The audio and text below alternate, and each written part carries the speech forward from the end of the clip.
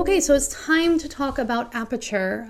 Aperture, as we know, refers to the opening in the lens that allows light to pass through and hit the film or the sensor. It's typically circular or hexagonal, depending on the blades and how many there are. So one thing that we talked about briefly is how the measurement of the aperture works. The aperture is actually a ratio. It's the width of the aperture divided by the focal length of the lens. So that's how we get our f number or f-stop. And so you'll often see, and we talked about it in the lens unit, you'll see something like f1.8, f16. And that's that ratio, that's that math. So it might seem counterintuitive to remember that a small aperture is a big number and a big aperture is a small number, but just remember that we're working in fractions, and that's why that's happening. You can also just kind of get it in your head and remember that f1.8 is a big old aperture and f22 is a tiny little aperture, and try not to confuse yourself with why that is maybe a little counterintuitive. So your aperture is very important in controlling the amount of light that comes into the camera, as is shutter speed on ISO, of course. But it also does have some effects on some other elements of the image. One thing it has a large effect on is your depth of field.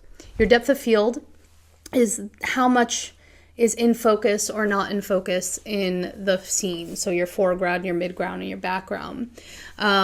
Along with distance from the subject, from the focus point, the aperture can help you create those nice blurry backgrounds, or alternatively have everything nice and sharp and in focus.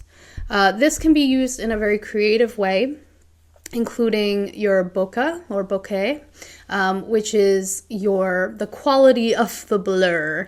You can get really in the weeds with bokeh and how it works and how to say it correctly and all of that.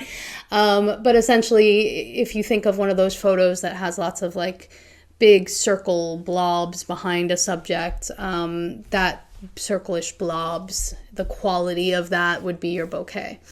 So depth of field is used to describe the range of distances within a scene, and what appears in focus in that photo. So for example, if you have a subject and you have something in front of them and you have something behind them, and they are quite far away from that background and that thing in front of them is quite far away, you focus in on the subject and you do a nice big wide aperture of like f2.8. When you take that photo, you're going to notice that that person is nice and sharp, but the thing in the foreground and the thing in the background are blurry, out of focus. They are not sharp. Okay, so we're going to talk about depth of field in this lesson here. So I want you to go down, I want you to read through that and look at our examples and see how you can kind of correct this in your head, meaning how can I make that depth of field, how can I make that sharp background versus a blurry background? What does that mean? How does the aperture affect that? So you're going to see that below. I want you to read through that and get a good understanding of that. If you have questions further than that, the next lesson is more in depth about depth of field. So this is just a preliminary. Another effect that aperture will have is something called diffraction. So diffraction is the bending of light waves as they pass through the aperture of the camera lens. This becomes noticeable and in smaller apertures, and will start to create a little bit of like noise. The sharpness of the image is not as crisp as you would expect, especially since you're using a smaller aperture. So in your head, it's like, well, small aperture means everything's sharp and in focus. But after a certain point, depending on the lens and depending on the camera, you do get this diffraction introduced. So below, I'm going to show you an example of how the aperture affects diffraction on an image. So I want you to look at that and see where that is.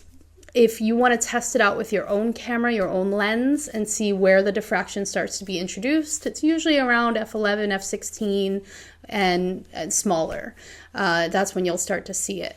Now, this is more of a pixel peep situation. I will tell you that it's not something that, casual or even photographers who aren't pixel peeping would even necessarily notice. If it's something that is important to you, that you have it just as sharp as possible without any diffraction, then you do want to kind of figure out where that is in your lens and in your camera. All right, so we're going to get into depth of field a little bit deeper in the next lesson.